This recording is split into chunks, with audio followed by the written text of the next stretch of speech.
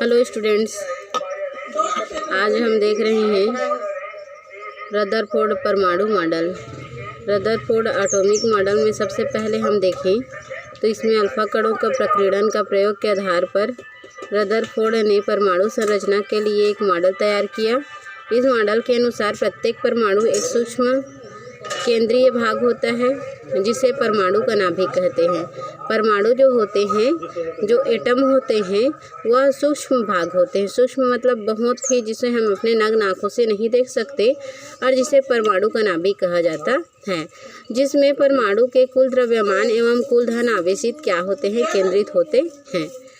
दूसरा कंडीशन देखें तो नाभिक का आकार 10⁻15 मीटर, परमाणु के आकार 10⁻15 मीटर की तुलना में बहुत ही छोटा होता है, इसलिए परमाणु को अधिकतम भाग रिक्त रहते हैं। इसके बारे में हम बताए हैं कि जब हम क्या करते हैं तो बमबारी करते हैं, बमबारी करने की वजह से वो क्या हो जाते हैं, रिफ्लेक्ट हो जाते हैं। रिफ्लेक्ट होने की वजह से उसमें क्या होते हैं तो बहुत सारे गैपिंग आ जाते हैं।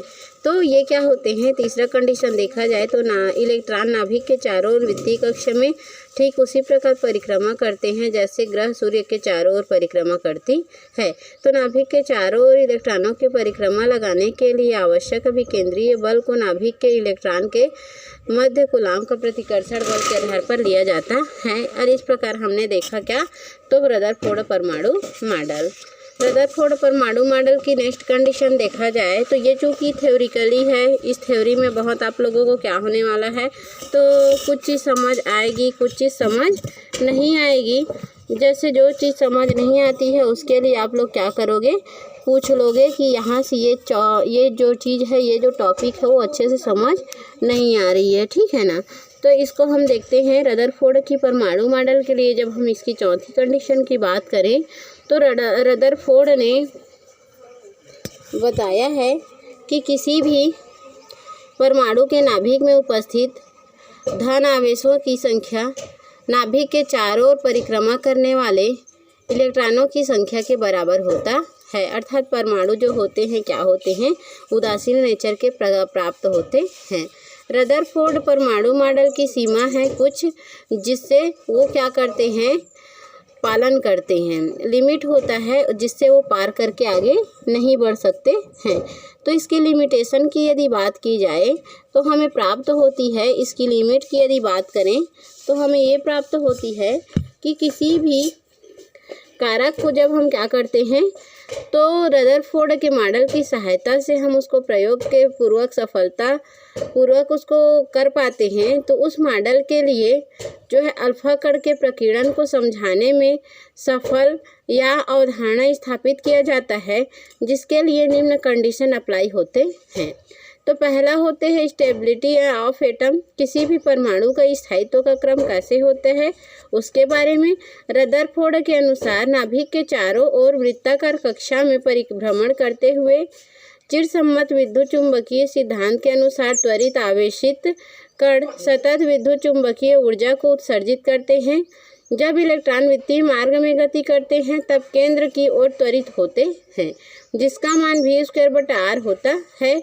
अतः इलेक्ट्रॉन द्वारा वृत्तीय गति करते समय सतत ऊर्जा उत्सर्जन के कारण उसकी ऊर्जा कम होती है, जिससे वृत्तीय पथ की त्रिज्या कम हो जाती है और यह एक सर्पिल पथ अर्थात गोलीय मार्ग के अनुसरण कर लेती है। इलेक्ट्रॉन नाभिक में क्या हो जाते हैं, घिर जाते हैं, जिसके वजह से वो क्या होते हैं, वृत्तीय मार्ग में गति करने लगते हैं। रदरफोर्ड इसे नहीं समझा सके, जिसके लिए उन्होंने एक मॉडल के स्थायित्व को समझाने में असफल प्राप्त हुए।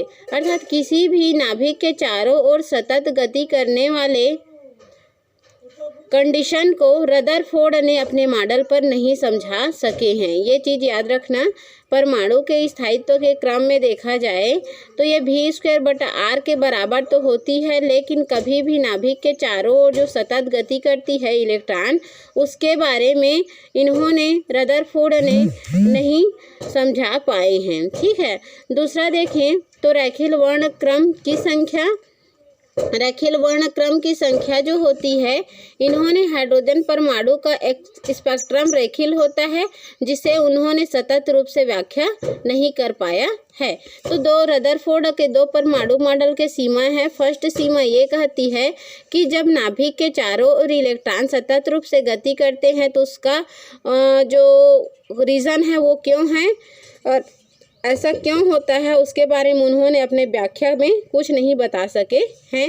दूसरा, रेखीय वर्णक्रम की व्याख्या में उन्होंने हाइड्रोजन परमाणु पर जब श्रेणी व्यक्त किया, लाइमन बामर पाशन ब्रैकेट फुंड श्रेणी, तो उसमें उन्होंने कुछ भी उसके वर्णक्रम के बारे में नहीं बता सके हैं कि वो सतत होते हैं कि नहीं।